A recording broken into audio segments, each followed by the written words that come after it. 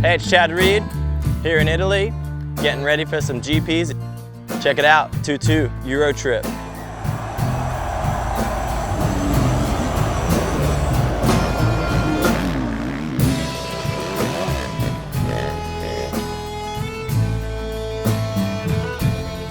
Yeah, I've been here a few times. 15 years ago, I was 18 years old, 19 years old maybe. The memories are pretty damn cool, actually. Some positive, some negative in the fact that, the last time I was here, I was with one of my best friends, Andrew McFarlane. Obviously him passing away. So coming back here and being around, this environment, this place brings back some memories. Where I grew up, it's actually a lot like this, to be honest with you. But I think Italians and Europeans take it to a whole new level. I think those guys work their butts off, at least, from a moto perspective. They work real hard. But when it's lunchtime and things like that, it's like they're real people, and it's a big long conversation with the team, and it's not necessarily like moto or technical, it's just life. Gotta have a little something to drink for the digestion, and they're just enjoying what I would call a living life. I have my crew here, my goose, Mike Gosler, the goose, and then my practice bike guy, Florida guy, best friend, Michael Byrne. Having good people around you that can just, enjoy the moment, not be homesick, not be, oh, the food sucks, oh, I can't talk in this language. These two guys in particular, they get traveling. Dude, life's short, you never know what's around the corner, and just go have fun, enjoy it. Doing Supercross, which is my first love and my first passion, and then maybe coming doing, a handful of GPs.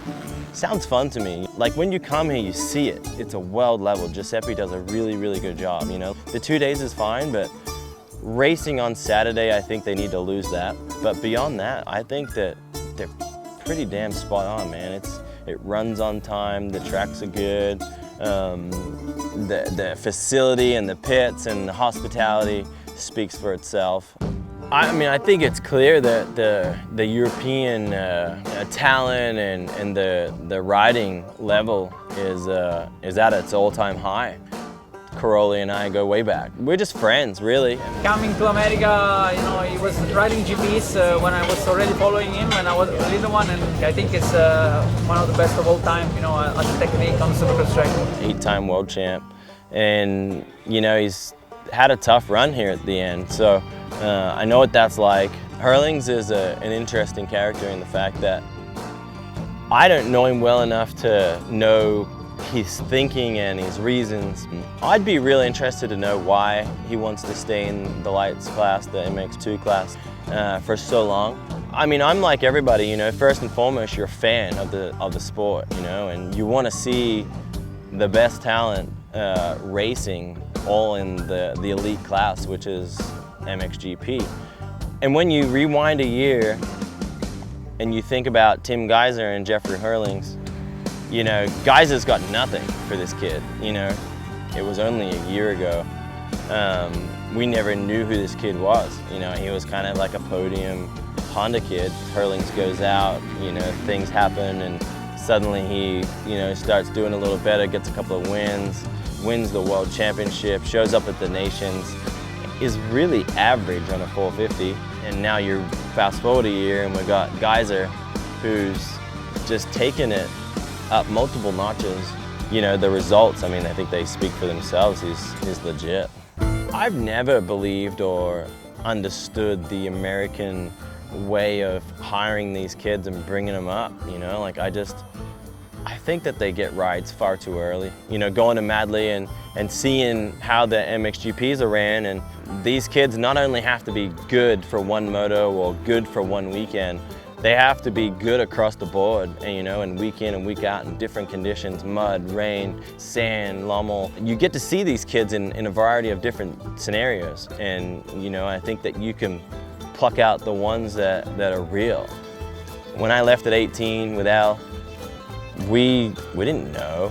There was no set of rules that we had to live by, or somebody handed it and said, hey, go do this, this, and this, and it'll get you here. But then how do you argue with it? Because the Americans are the greatest of what they do. from me going pro in March of '98 to, you know, July of 2016, you know, you go back, I was a McGrath guy, right? And it's just, it looked fun, you know, and now when I watch these guys, you know, winning these races and winning these titles, they don't look like they're having fun.